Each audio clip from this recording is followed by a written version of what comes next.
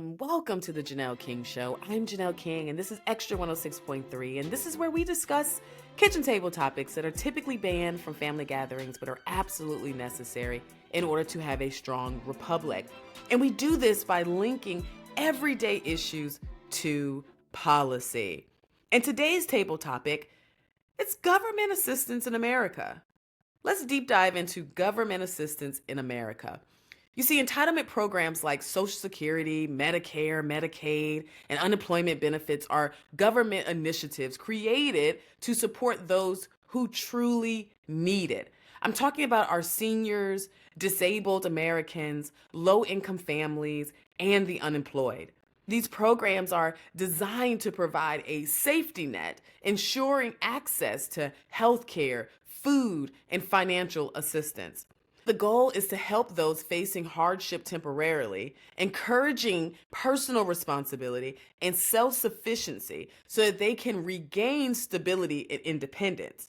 Historically, these programs originated during President Franklin D. Roosevelt's New Deal. It was established in 1935. Social Security was meant to support retirees and prevent poverty in old age.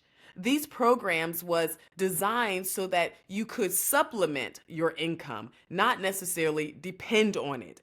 Over time, subsequent presidents expanded these programs, broadening eligibility and benefits. While well-intentioned, these expansions have contributed to long-term fiscal challenges that was driven by demographic shifts as well as soaring healthcare costs.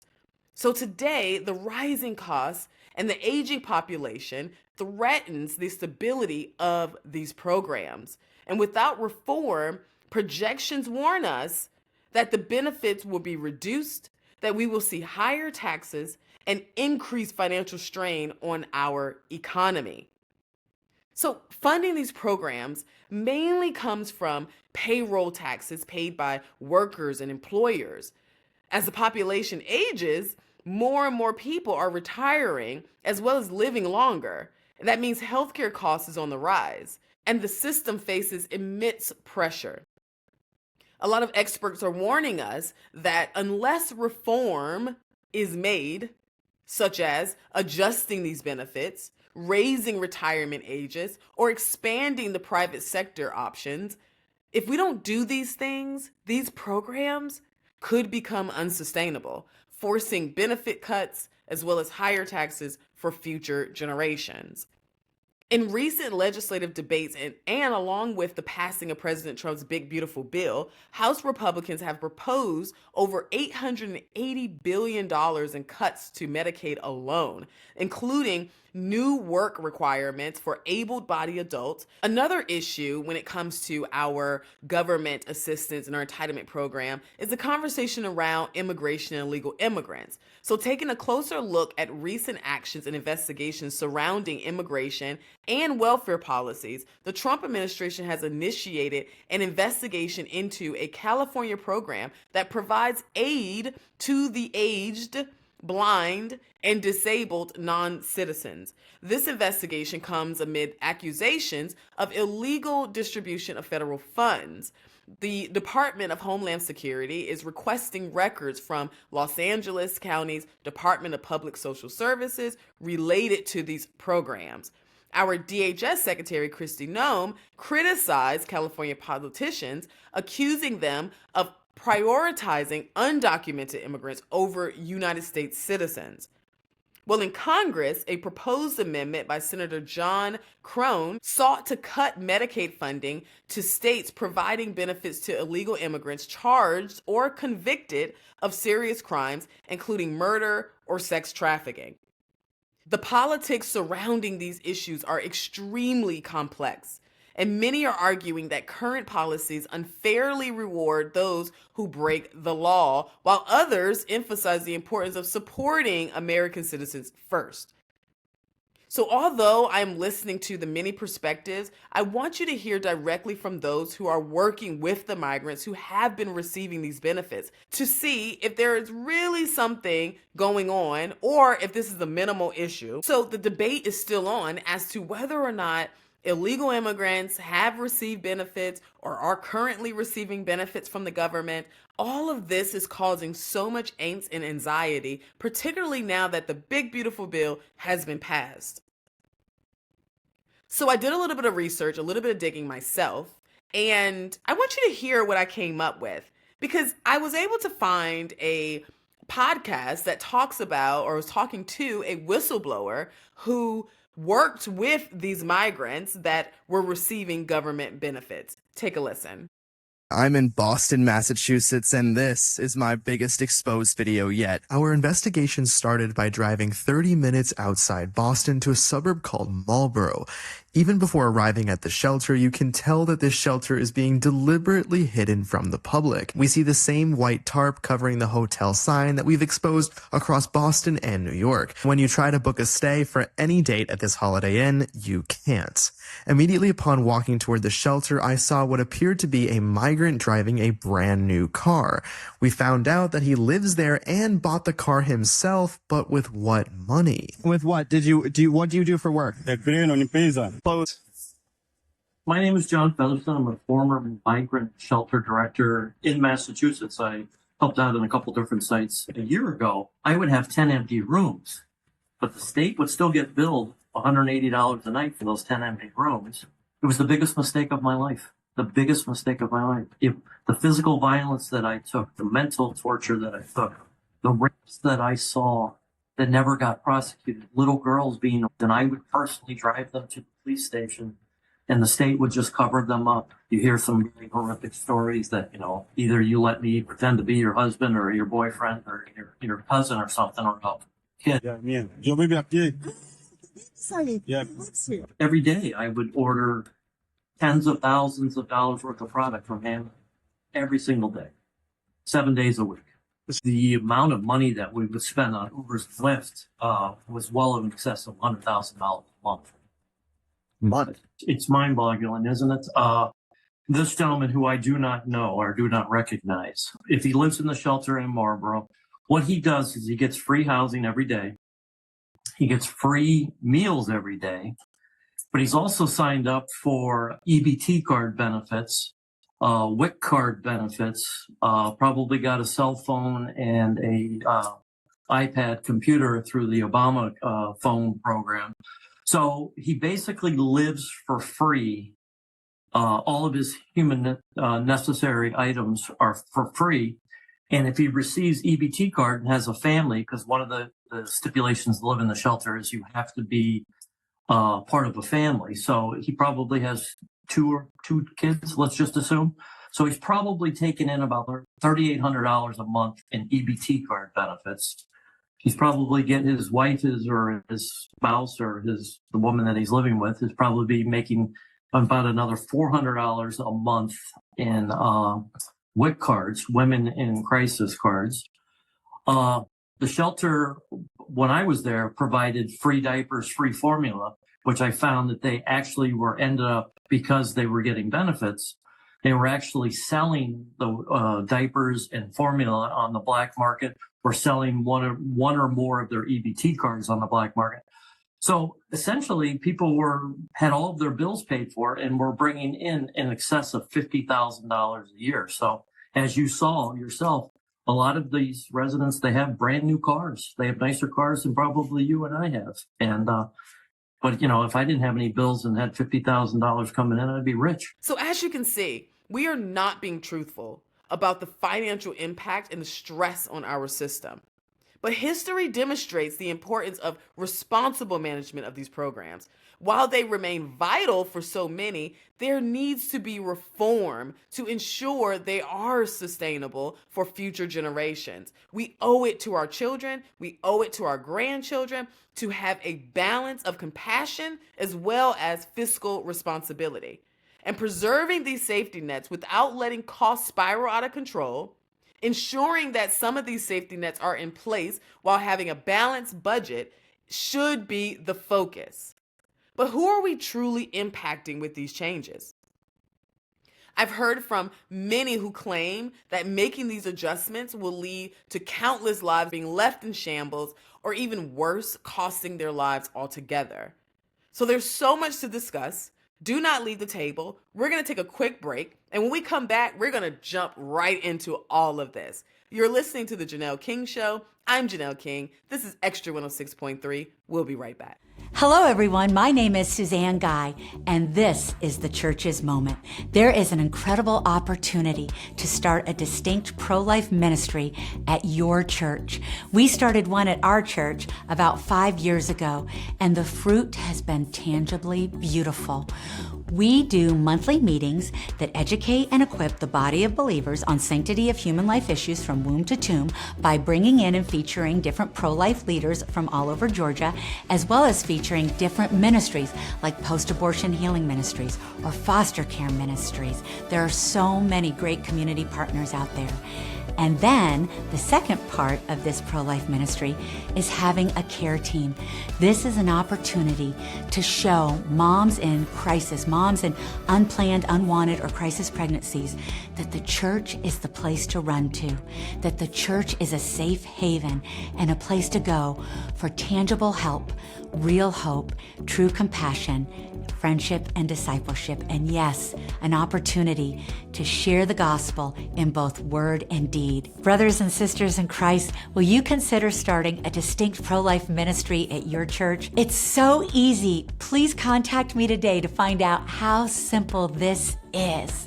You can contact me at my email, proverbs318@att.net. This is the Church's Moment. Hey everyone, I just want to take a quick moment to say thank you. Thank you for all of your support, and thank you because we have hit our initial goal of 500 subscribers. Woo! And I couldn't be more grateful, and I couldn't have done it without you. So now it's time to set a new goal. My new goal is 1,000 subscribers. I know we can do it. If you haven't already, make sure you hit that subscribe button. Don't just watch, participate, become a part of this unafraid, unapologetic, always seeking the truth community. Your support helps us keep the content coming and growing and rocking and rolling. Thank you so much for being with us, and I appreciate each and every one of you.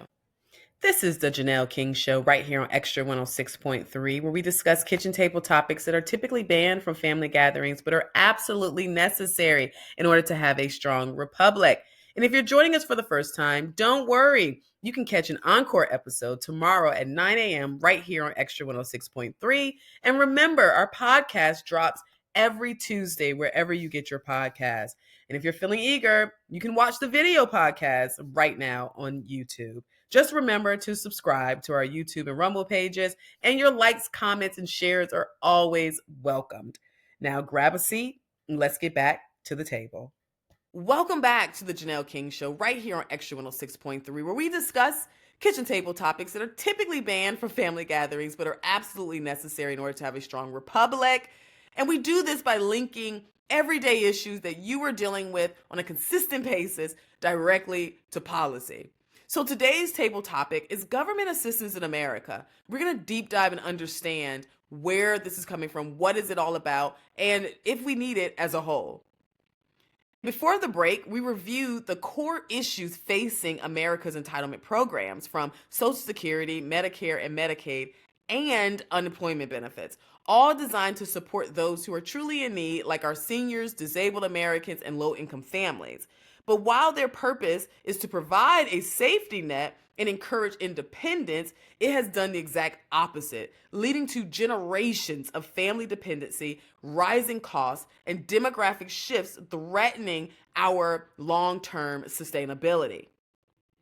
And we saw recent efforts like Trump's Big Beautiful Bill that proposed over $880 billion in Medicaid cuts, including new work requirements, which critics warn could reduce access and harm the community. We also examined recent investigations into federal funds being sent to illegal immigrants and the whole California thing, and with some of the lawmakers pushing to cut benefits for those who are charged with serious crimes, and so on and so on. So it's very clear that our nation must find a responsible way to protect our citizens, support those in need, and ensure that our programs remain sustainable for future generations. So during this segment, I want to educate and dive a bit deeper. Now remember, we are the people. This is the people are listening to me. If you are part of my community, you are the unafraid, the unapologetic, and you are truth seekers. So let's start by looking at this demographic breakdown to ensure we know what's really happening. The aging population is our primary concern. What do I mean by that? As more and more baby boomers retire and life expectancy continues to rise, the number of individuals drawing benefits from Social Security and Medicare is increasing rapidly. This shift means fewer working age Americans are paying into the system, while more people are dependent on it for longer periods of time. And at the same time, healthcare costs is skyrocketing, driven by these advancements in medical technology, rising drug prices, and increased demands on healthcare services. These spiraling costs make it difficult to sustain programs like Medicare and Medicaid without substantial reform. So many Republicans and conservatives are arguing that unless we implement these reforms, such as raising the retirement age, I know that's being discussed, promoting private options, or controlling healthcare spending, the programs will face insolvency, threatening their long-term viability and placing an unsustainable burden on future taxpayers, which are our kids and our kids' kids and just future generations as a whole.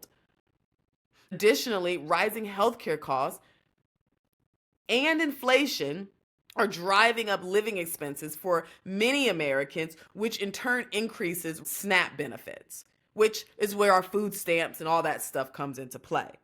So the growing dependence on SNAP, driven by the aging population and economic pressures, highlights the need for policies that encourage work, reduces dependency, and ensures that programs remain sustainable for the future. So I saw this post on social media that was by the Personal Finance Wizards, I believe it is. So please, if they are terrible, let me know. But it made sense what they post. And they had some interesting data points. They show that SNAP benefits are received by approximately 8.6 of white households, 24.9 or 25% of Black households, 25% of Cuban households, 27% of Puerto Rican households. And what I found astonishing is that 46% of Afghan households utilize these benefits. Now, this is not saying anyone's illegal or anything like that. And there was a list of breakdowns that represents all different ethnic groups. But I wanted to pull these people out because these are the people you're hearing from the most, right? You have people who are saying things like, oh, it's the white community that uses these benefits the most, not the Black. You have a lot of Black people who are for and against the reform when it comes to these policies. And then you also have a lot of Hispanics that are advocating for the usage of these programs, particularly when it comes to illegal immigrants. And then we have to mention the Afghan because they carry the bulk of the households that utilize these benefits. So that's why I pulled out those subgroups. But I wanted to give you an idea to show you that there are a lot of people utilizing government benefits for us to not be in a communist society. So how does this impact the economy as a whole? Entitlement spending has a significant impact to the economy by shaping the federal budget, driving up the national debt, and it also influences economic growth. So these programs, such as Social Security, Medicare, Medicaid, and others, are the largest drivers of government expenditures. As entitlement costs continue to rise due to demographic shifts and increasing healthcare expenses, they consume a growing share of the budget, leaving less funding available for other priorities such as infrastructure, defense, or even tax relief. This unsustainable growth in entitlement spending contributes to skyrocketing national debt, which threatens long-term fiscal stability. Many conservatives believe that unchecked entitlement growth hampers economic growth by discouraging the workforce participation and innovation, and by burdening future generations with higher taxes and debt. Therefore, we advocate for reforms not for tomorrow, but we want these, and I'm talking about Republicans, we want these reforms today. We also wanted to promote fiscal responsibility and to ensure that these programs remain sustainable without sacrificing economic prosperity and future growth. But I do believe that along with pushing for government reform as well as fiscal responsibility, we must also push for personal responsibility as citizens. You see, the balance between societal support and personal accountability is absolutely imperative. It's a topic that touches every single person, regardless of your political stripe, because it's about the very foundation of how we build a strong, resilient nation. And I know that there are so many different views on this, but from a Republican standpoint, we totally believe in the importance of personal responsibility. That every individual should have the opportunity to succeed, but it's equally vital that people take ownership of their actions. See, when we rely too heavily on government support without the accountability, we risk creating dependencies that can weaken our communities and our economy. So let's start with the role of government. You see, programs like welfare, food stamps, and housing assistance were created to help those who truly need them. But most importantly, they were created to be a supplement to a savings account. But the problem is that no one's saving anymore. So it's no longer a supplement. They're now essential safety nets, and we should support them within a balanced budget. But the key word here is support, because these programs should be temporary helping hands, not a permanent crutch. That's where personal responsibility comes in. Individuals should be encouraged to work, encouraged to save, and encouraged to improve their circumstances, not just relying on steady government aid. But where is the balance? We need policies that empower people to lift themselves up. And for those people who say things like, oh, the bootstrap analogy, here it comes. Everyone should pull themselves up by their own bootstraps. And what if I don't have straps? Whatever. We live in America. We all have bootstraps. We don't live in the country where we don't have opportunity. So that's just not even a relevant argument. But I do believe that there are policies that can empower people to pull on those proverbial bootstraps, such as school choice. Because education is the cornerstone to producing a life of self-sufficiency through job training, through personal development.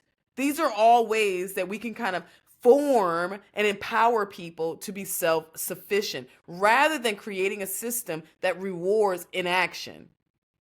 We should promote work requirements. We should promote educational opportunities and community programs that foster independence utilizing the private sector. You see, when individuals succeed, the entire country will benefit. It's the whole saying of a rising tide lifts all ships. It's so true. We cannot leave any community behind if we want our economy to grow as a whole. Think about it. A society that values personal responsibility, it encourages innovation, entrepreneurship, and self-reliance. These are qualities that drive economic growth and create opportunities for future generations. It's about creating a culture where people are motivated to work versus motivated towards inaction, as well as helping their families and contributing positively to society. We all know that life will throw a few curveballs. Illnesses, disability, unforeseen hardships, they will come. And that's why we advocate for a safety net that's there to catch those in real need. But beyond that, we must hold people accountable to their choices and their actions. Because if we don't, we risk weakening the very fabric that makes this country strong. So I urge all of us to think about this balance, to support where support is truly needed, but always emphasize personal accountability. Because a thriving nation depends on it. It depends on individuals who take responsibility for their lives and contribute to the betterment of us all. We all must be better. And that being said, what is at stake if we don't get better? If we don't do better?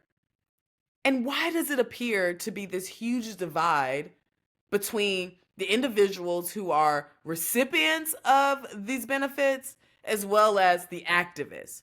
Now, I'm not saying that all the recipients are happy about these changes, but there are some that are. And after the break, we're going to discuss it.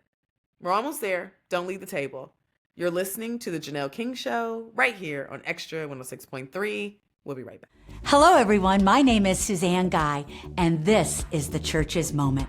There is an incredible opportunity to start a distinct pro-life ministry at your church. We started one at our church about 5 years ago, and the fruit has been tangibly beautiful. We do monthly meetings that educate and equip the body of believers on sanctity of human life issues from womb to tomb by bringing in and featuring different pro-life leaders from all over Georgia, as well as featuring different ministries like post-abortion healing ministries or foster care ministries. There are so many great community partners out there. And then the second part of this pro-life ministry is having a care team. This is an opportunity to show moms in crisis, moms in unplanned, unwanted, or crisis pregnancies, that the church is the place to run to, that the church is a safe haven and a place to go for tangible help, real hope, true compassion, friendship, and discipleship, and yes, an opportunity to share the gospel in both word and deed. Brothers and sisters in Christ, will you consider starting a distinct pro-life ministry at your church? It's so easy. Please contact me today to find out how simple this is. You can contact me at my email, proverbs31:8@att.net. This is the Church's Moment. Hey everyone, I just want to take a quick moment to say thank you, thank you, thank you. Thank you for all of your support, and thank you because we have hit our initial goal of 500 subscribers. Woo! And I couldn't be more grateful, and I couldn't have done it without you. So now it's time to set a new goal. My new goal is 1,000 subscribers. I know we can do it. If you haven't already, make sure you hit that subscribe button. Don't just watch, participate, become a part of this unafraid, unapologetic, always seeking the truth community. Your support helps us keep the content coming and growing and rocking and rolling. Thank you so much for being with us, and I appreciate each and every one of you. This is the Janelle King Show right here on Extra 106.3, where we discuss kitchen table topics that are typically banned from family gatherings, but are absolutely necessary in order to have a strong republic. And if you're joining us for the first time, don't worry. You can catch an encore episode tomorrow at 9 a.m. right here on Extra 106.3. And remember, our podcast drops every Tuesday wherever you get your podcast. And if you're feeling eager, you can watch the video podcast right now on YouTube. Just remember to subscribe to our YouTube and Rumble pages, and your likes, comments, and shares are always welcomed. Now grab a seat and let's get back to the table. Welcome back to the Janelle King Show. I'm Janelle King, and this is Extra 106.3, and this is where we discuss kitchen table topics that are typically banned from family gatherings, but are absolutely necessary in order to have a strong republic. And we do that by linking everyday issues to policy. And today's table topic is government assistance in America.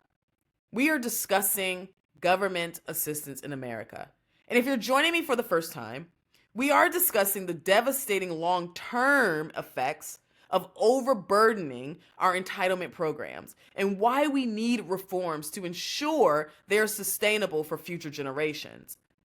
We examined the ongoing fight over welfare benefits for illegal immigrants. We highlighted how some lawmakers are prioritizing those benefits over hardworking Americans. We explore the demographic breakdown as well as why it's important to promote personal responsibility along with fiscal responsibility. And remember, true leadership is about prioritizing our citizens, protecting fiscal responsibility, and building a stronger, more secure nation for generations to come. So, along with people waking up to the burden that we're facing, the reaction to reform has been quite eye-opening, particularly the reaction to work requirements. Because government assistance varies depending on who you ask. On one side, you have the activists and the political commentators who are arguing that imposing these work requirements will hurt vulnerable people, leaving them without any support, pushing them further into hardship. They often claim that any effort to promote personal responsibility is simply unjust or callous. But on the other side, there are many who see work requirements as a good thing. They believe it encourages independence. It helps to lift folks out of dependency. And it creates a system that actually works for everyone, not just a safety net that becomes a permanent trap. So take a listen to some of these perspectives. When it comes to things like food stamps. Okay, so let's say that the dream case that Republicans have in their minds of some lazy parent who refuses to work is true. But that parent has children. You're really going to take food stamps away from that family over your discomfort with a parent who refuses to work? Why should the children suffer the consequences of that? And when we consider how much money we waste every single year on corporate subsidies, the Defense Department, I mean, there's waste all around. But there's never any discussion about cutting defense spending, ever, ever. Year after year, they consistently increase defense spending. But when it comes to feeding our own children, when it comes to taking care of our fellow Americans, the so-called populist Republicans want to do away with it. I mean, it's just so incredibly gross. And I'm sorry, especially when it comes to things like food stamps. Children will go to bed hungry because of this cruelty to pay for tax cuts for billionaires. I'd even like to ask these billionaires who are so hell-bent on reducing their own taxes if they're happy taking money away from hungry children and not feeding them. 11 million people will go hungry under the Republicans' bill. Biggest cut to food assistance in American history. That's the Republican idea of beautiful? Taking food away from the mouths of hungry kids? All for tax breaks for billionaires? It's not beautiful. It's ugly. Very ugly. It is shameful. Million children will go to bed hungry because of this cruelty to pay for tax cuts for billionaires. I'd even like to ask these billionaires who are so hell-bent on reducing their own taxes if they're happy taking money away from hungry children and not feeding them.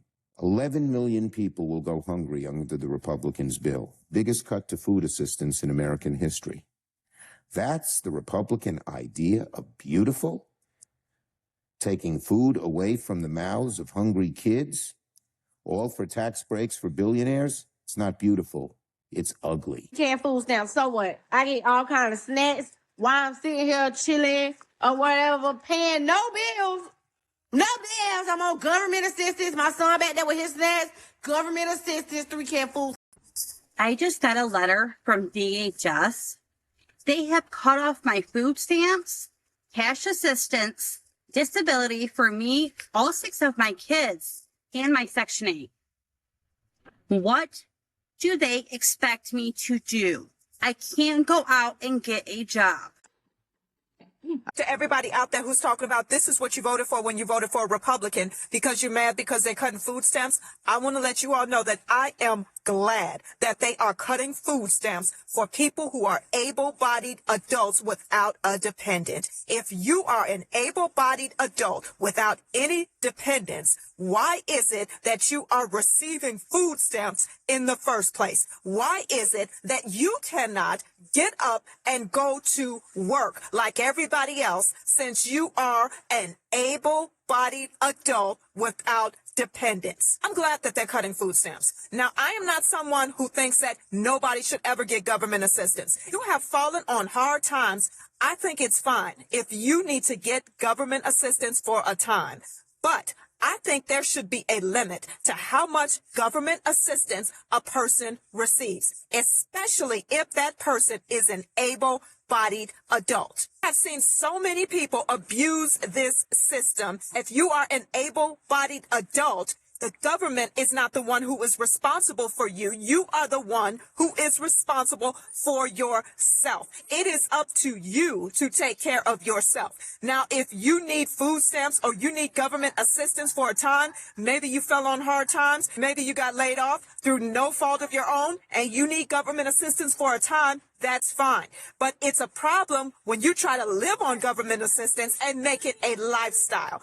I shouldn't have to pay for an able-bodied adult. You should be able to get up, go to work, and pay for yourself. We're going to let them continue debating that and all that stuff. But I think we all know that people have taken advantage of the system for a very long time.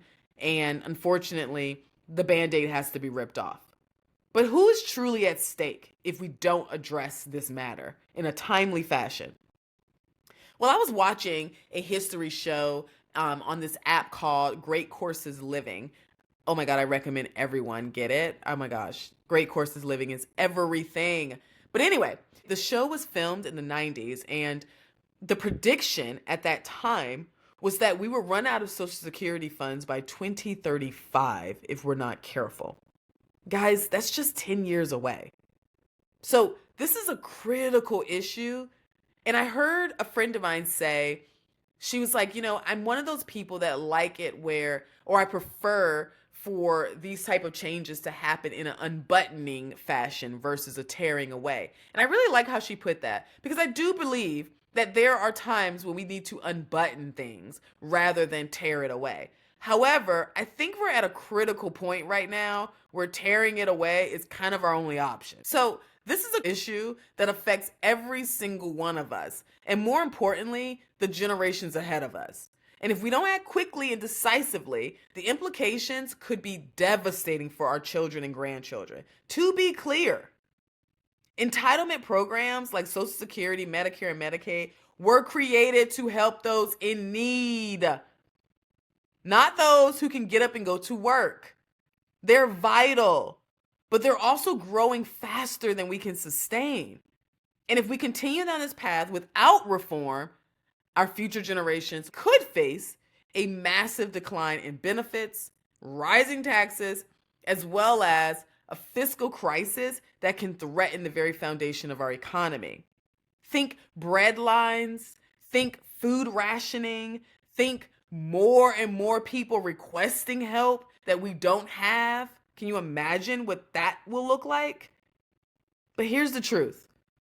Our children's future depends on decisions that we make today. Those decisions are also personal. And if we keep kicking the can down the road, we risk leaving them in a system that's bankrupt, broken, and unable to meet their needs. The longer we wait, the more painful the consequences become. As I stated before, higher taxes, fewer benefits, weaker economy. So that's why reform is no longer optional. We can no longer unbutton it. We must tear it away. We must prioritize fiscal responsibility and smart policy changes, like raising the retirement age, strengthening personal savings, and encouraging private sector solutions. These aren't just ideas. They are the foundation for sustainable programs that can serve future generations without crushing our economy. And the time to act is now. We need leadership willing to confront these hard truths. Unfortunately, the Republican Party has been put in a position where we have to be the parent in the room. We have to be the adult in the room. We have to be the one that says, nope, I'm taking the car keys. You can't drive. You're on timeout. We have to be the parent that's like, sorry, I love you, child. I do, but I can't let you have this. And it's really hard to be in that position. But we have to do it And we have to do it by implementing policies that secure our country's financial future. Because our legacy isn't about today. It's about the America we leave behind. When we talk about our future generations, I often think about the fact that there are so many young people that complain about working a 9 to 5. So that means they're not paying into our system. That's the system that they think people should be able to pull from. And this is why I feel like education is so important. I also think about the number of young people who are marching in the streets advocating for illegal immigrants to pull on a system that's already drained. I think about the number of people who support universal health care without any consideration as to whether or not we already have universal health care. And the reason why I say that is because, yeah, we may not have federally mandated it, but we have over 60 million people that's pulling from our Medicaid program with only 1.1 million doctors and physicians that are able to actually meet the need.